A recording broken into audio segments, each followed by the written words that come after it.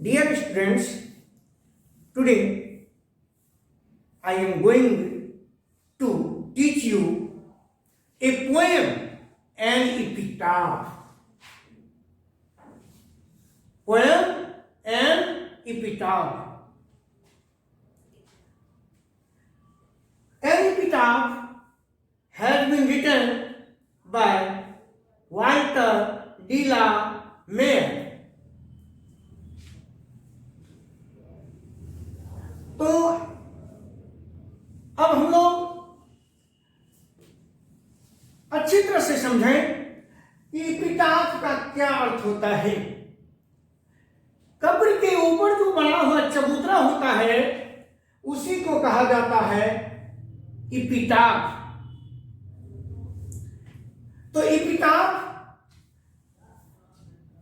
दरअसल में है क्या, पोएट के लवर जो थे, पोएट के दृष्टि में जो एक ब्यूटीफुल लेडी थी वह दुनिया से गुजर चुकी है, लेकिन उसकी लाश जो है वह एपिटाफ के अंदर पड़ी हुई है।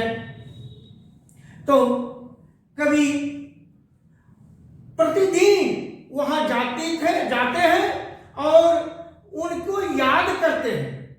तो जरा सा हम लोग कवि के बारे में पहले जान लें। इसके कवि कौन हुए, पोएट कौन हुए? एन एपिटाफ के Walter de la Mare. Walter de la Mare, de la Mare. ऐसे भी लिखते हैं, नहीं तो कैपिटल से लिखते हैं हर अक्षर को, कहीं कोई खास बात नहीं है। Walter de la Mare. तो इनके बारे में कुछ जानकारी प्राप्त करें कि सबसे पहले हम कह सकते हैं कि ये ब्रिटिश पोएट थे। Walter de la Mare is a British poet. और वाल्टर डी ला मेयर का जन्म कहाँ हुआ? तो पहला पॉइंट आ गया वाल्टर डी ला मेयर के बारे में, हम लोग नोट करें। Walter de La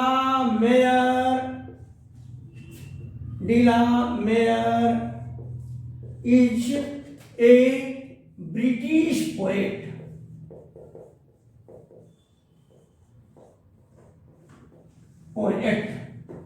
Walter de la Mare is a British poet. अब इसके बारे में हम जानें कि वाल्टर डी ला मेयर साहब का बर्थ कहाँ हुआ, भाई कब हुआ, यह भी जानना चाहिए। तो बर्थ, इनके बारे में हम जो भी कुछ जान रहे हैं इसके बारे इनके बारे में पढ़ रहे हैं। तो बर्थ हो गया इनका 1873 ईस्वी में, यानी 1873 बर्थ हुआ इनका 1873। आइए इसके बारे में आगे बढ़ते हैं। डेथ, इनकी मृत्यु कब हुई भाई? तो 1956, यानी वाल्टर डी ला मेयर का जन्म हुआ 1873 में और मृत्यु हुई, निधन हुआ 1956 में। आगे बढ़ते हैं। इनका बर्थ प्लेस कहां हुआ? बर्थ प्लेस, जन्म स्थान, इनके बारे में जाने। जन्म स्थान कहां हुआ? तो इनका जन्म हुआ, विलेज का नाम था चार्लटन। क्या नाम था? Charlton, CHARLTON। उस जगह फेमस स्थान और क्या था? तो कैंट था। कहा था? कैंट। तो यहां कॉमा लेकर हम लोग लिखेंगे कैंट। और फिर देश का नाम था, आप लोग जानते थे, ब्रिटेन या इंग्लैंड। ठीक है। तो बर्थ प्लेस कहां हो गया? Charlton, Kent, England. अब देखते हैं इनको किस रूप में, किस कवि के रूप में जाना जाता है? इनको कहा जाता है चिल्ड्रेन्स पोएट। क्या कहा जाता है? Children's poet. ये चिल्ड्रेन्स पोएट कहलाते हैं, चिल्ड्रेन्स पोएट।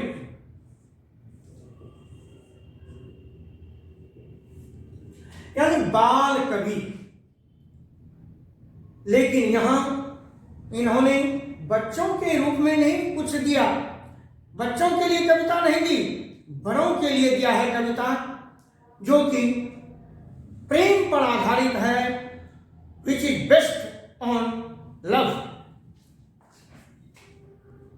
तो आइए, चिल्ड्रेन्स पोएट के नाम से इन्हें जाना जाता है, चिल्ड्रेन पोएट के रूप में इन्हें जाना जाता है। और ये जो हुए, इनको Elizabeth two, queen Elizabeth two ने सम्मानित किया था। एलिजाबेथ टू ने order of merit, order of merit के रूप में इन्हें एलिजाबेथ टू ने सम्मानित किया था। तो ऑनर्ड किया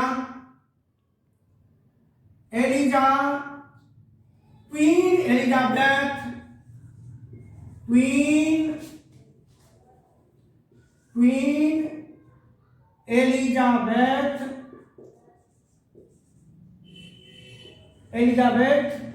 to, honored him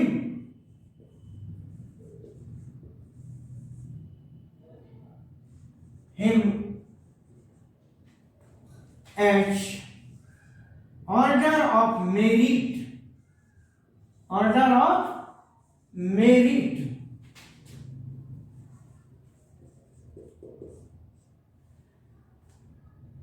In 1953 queen Elizabeth two ने इन्हें ऑर्डर ऑफ मेरिट की उपाधि दी, ऑर्डर ऑफ मेरिट से सम्मानित किया इन 1953।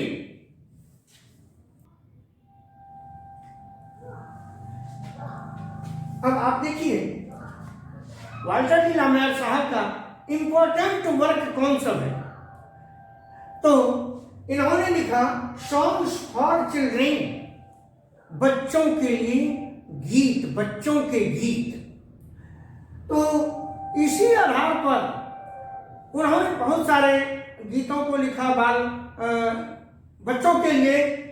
तो बच्चे लोगों के लिए जो गीत लिखा, इसीलिए इनको कहा जाता है चिल्ड्रेन्स पोएट। और पहला वर्क रहा इनका सॉन्ग्स फॉर चिल्ड्रेन। दूसरा वर्क है व्हाइट पीकॉक।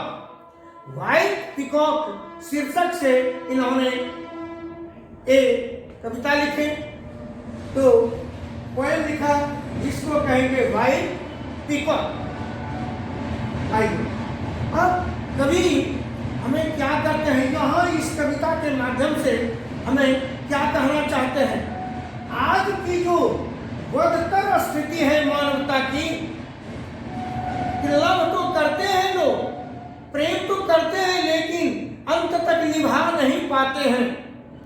तो उसके प्रति हमें सजग करने की कोशिश क्या है, उसके प्रति हमें जागरूक करने की कोशिश क्या है?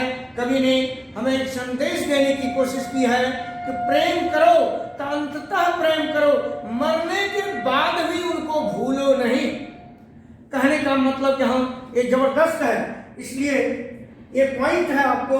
The poet makes us aware, हमें जगाया है, जागरूक किया है, बताने की कोशिश की है ऑफ द इनह्यूमन कंडीशन। आज जो बदतर स्थिति है मॉडर्न लाइफ की, आधुनिक जिंदगी की, कि आज क्या करते हैं लोग, विवाह कर लेते हैं और उसके बाद कुछ ही दिन के बाद क्या कहते हैं उसको,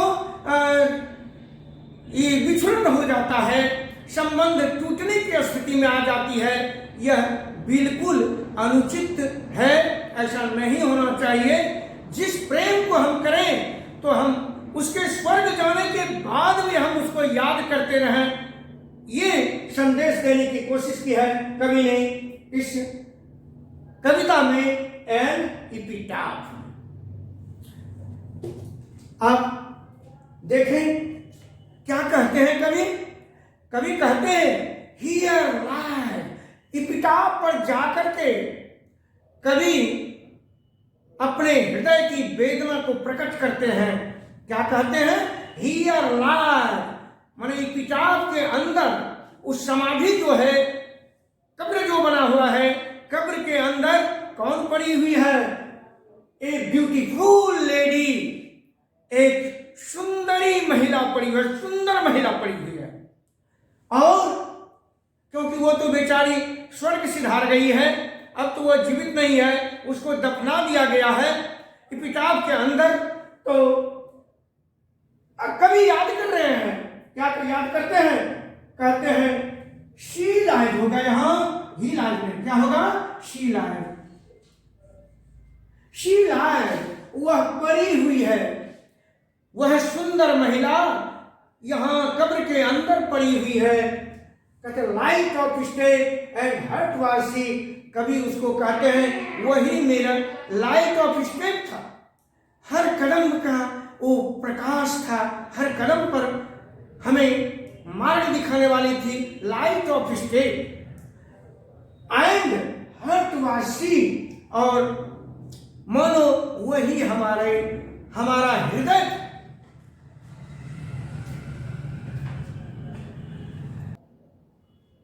अब हम लोग पोएम के बारे में जानें। पोएट के बारे में तो जान चुके, पोएम के बारे में जानते हैं। क्या लिखा हुआ है पोएम में? पहली लाइन है here lies a beautiful lady, यानी यहां कहां? एपिटाफ के अंदर। Here lies a beautiful lady, A most beautiful lady. कवि की दृष्टि में वहां एक बहुत ही सुंदर, सबसे सुंदर ए लेडी, महिला, स्त्री पड़ी हुई है। कहां पड़ी हुई है? Under an epitaph, under the epitaph, उस अंडर एपिटाफ के अंदर पड़ी हुई है वह बहुत सुंदरी महिला।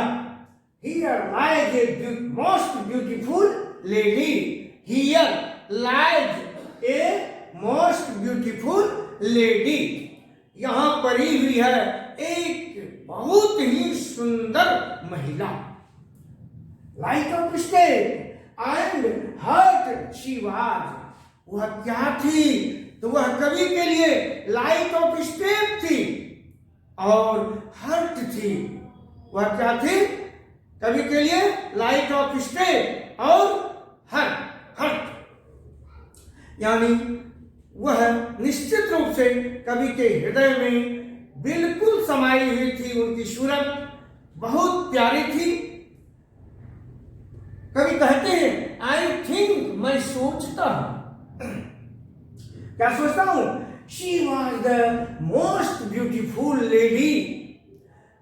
कवि कहते हैं मेरे अनुसार, मेरा जो मानना है, मैं सोचता हूं कि वह, मेरा विचार है कि वह जो थी सबसे सुंदर स्त्री थी, सबसे सुंदर स्त्री थी।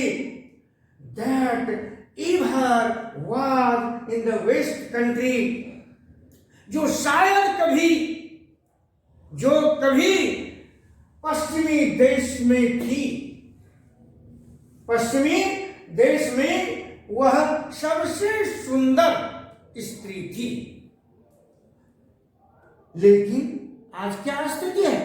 कहते हैं कभी बट ब्यूटी वेनिसेस। क्या होता है? ब्यूटी वेनिसेस। आप लोग भी जानते हैं कि सुंदरता तो सदा स्थायी रहती नहीं, वो तो समाप्त हो जाती है। उम्र के अनुसार सुंदरता आती है और जाती है। तो यहां क्या हो गया? But beauty vanishes. कवि कहते हैं कि परंतु लेकिन सुंदरता समाप्त हो जाती है। सुंदरता क्या हो जाती है? समाप्त हो जाती है, मिट जाती है। ब्यूटी पासेस, सुंदरता गुजर जाती है। सुंदरता क्या होती है? गुजर जाती है। सुंदरता मिट जाती है, सुंदरता गुजर जाती है। अब कवि को अफसोस है, हाउएवर रेयर इट बी, कभी कभी बिरले में से रेयर, दुर्लभ है। रेयर माने बिरले, विरले, दुर्लभ। तो वैसी वो कभी कभी दुर्लभता से प्राप्त होता है जो वह क्षण था। आज तो वह समय बीत गया। आप कहते हैं, कभी कहते हैं एंड व्हेन आई क्रम्बल, और सोच रहे हैं, कभी को अफसोस है किस चीज की कि and when I crumble, crumble में होता है डाई, मर जाना, मरना। कहते हैं जब मैं मर जाऊंगा, हु विल रिमेंबर, कौन उसे याद करेगा? And when I crumble, who will remember this lady of the west country, उस पश्चिम देश की सुंदर स्त्री को, उस स्त्री को कौन याद करेगा? यही कवि का इसमें भाव है। और बहुत छोटी सी कविता है, इसलिए आप इसको रट जाएं तो इसके कोई किसी भी पंक्ति को उठाकर पूछा जाता है, this line has been taken from, poem का नाम दे देगा। उसमें आप ऑब्जेक्टिव के लिए आप सफल होंगे। इसको याद कर लीजिए, बहुत सुंदर कविता है और बहुत भावपूर्ण कविता है। लव के प्रति समर्पित है, प्रेम के प्रति समर्पित है। यह कविता कवि की बहुत बड़ी देन है, हम लोगों के लिए बहुत बड़ा संदेश है। धन्यवाद, थैंक यू।